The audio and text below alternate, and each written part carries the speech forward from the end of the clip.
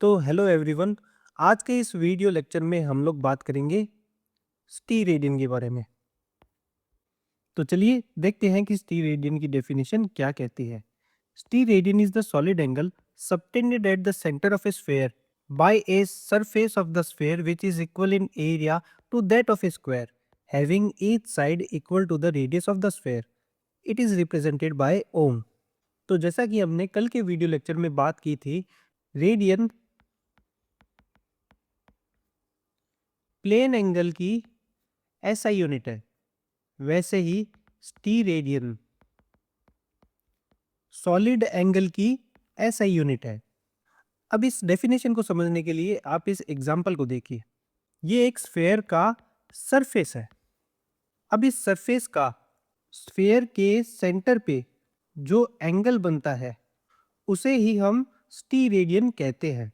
एक इंपॉर्टेंट बात भी मैं आपको इसके लिए बताना चाहूंगा।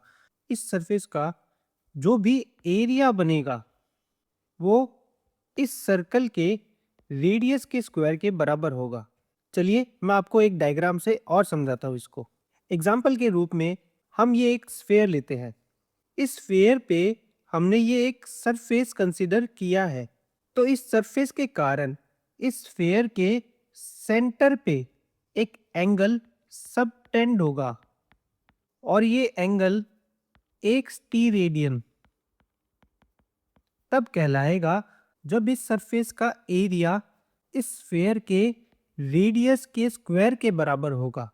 स्टीरेडियन को हम ओम से रिप्रेजेंट करते हैं और रेडियन की तरह ये भी एक डायमेंशन लेस क्वांटिटी है जिसकी एसआई यूनिट का शॉर्ट फॉर्म एसआर होता है। इसका फॉर्मूला आपके सामने है, surface area upon radius square. तो चलिए अब हम एक स्टीरेडियन की वैल्यू डिराइव करते हैं। आपके सामने किसी स्फेयर का ये सरफेस एरिया चूज किया जाता है। अब इस सरफेस एरिया के कारण जो एंगल स्फेयर के सेंटर पे बनेगा वो ये है। तो स्टीरेडियन के फॉर्मूला के अकॉर्डिंग न्यूमरेटर में हम लिखेंगे सरफेस एरिया। जिस सरफेस एरिया की हम बात कर रहे हैं वो है डीए, और ये सरफेस एरिया जिस स्फेयर पे बना हुआ है उसका रेडियस है आर, तो आर का स्क्वायर। अब अगर ये सरफेस एरिया इसी स्फेयर के रेडियस के स्क्वायर के बराबर आ जाए तो हम इस डीए की जगह आर स्क्वायर लिख सकते हैं और आर स्क्वायर से आर स्क्वायर कैंसिल हो जाएगा और हमें मिलेगा 1 स्टीरेडियन।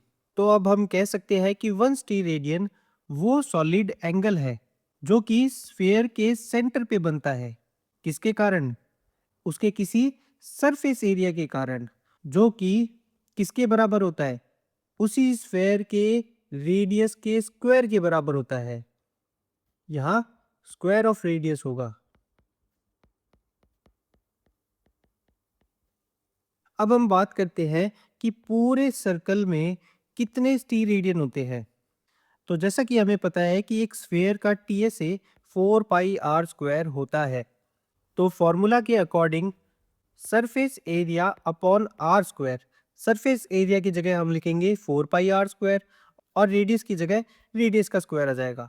तो आर स्क्वायर से आर स्क्वायर कैंसिल हो जाएगा और हमें मिलेगा 4 पाई टी रेडियन, यानी पूरे स्फेयर के अंदर 4 पाई टी रेडियन एंगल होता है। तो अब पढ़ते हैं अपग्रेड योर नॉलेज। एक स्फेयर का टोटल सॉलिड एंगल 4 पाई होता है, एक हेमिस्फेयर का 2 पाई और एक क्वार्टर स्फेयर का पाई होता है। चलिए अब हम एक सैंपल प्रॉब्लम को भी पढ़ते हैं। Calculate the solid angle subtended by the periphery of an area of 1 centimeter square at a point situated symmetrically at a distance of 5 centimeter from the area।